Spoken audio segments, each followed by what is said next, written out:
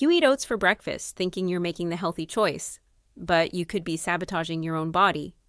Oats contain a hidden enemy, phytic acid.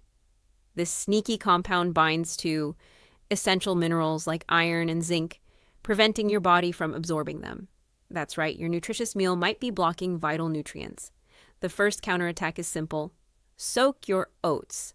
Leaving them overnight starts to break down the phytic acid, unlocking those minerals and making the oats gentler on your digestive system. It's a critical first step, but it's not the whole story. Soaking is good, cooking is better. But what about eating them cold? The difference between a hot bowl of oatmeal and cold overnight oats is a battle being waged in your gut.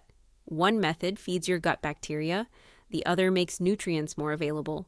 Which one are you choosing? The answer isn't what you think. The war inside your gut continues. Cooking oats deals another blow to digestive enemies, breaking down compounds that interfere with nutrient processing and helping your body access protein more efficiently.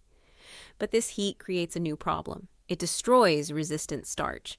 What's resistant starch? It's a powerful carbohydrate that bypasses your small intestine and travels to your large intestine, where it becomes superfood for your beneficial gut bacteria. This process is proven to support gut health and even reduce inflammation. Cold overnight oats are loaded with it. So what's the verdict, hot or cold? Research shows there is no single perfect method. The ultimate strategy is a powerful combination. First, you soak the oats, then you cook them, and finally, you let them cool down before eating. This trifecta gives you everything: reduced phytic acid, easier digestion, and the gut-boosting power of resistant starch, the ultimate secret weapon.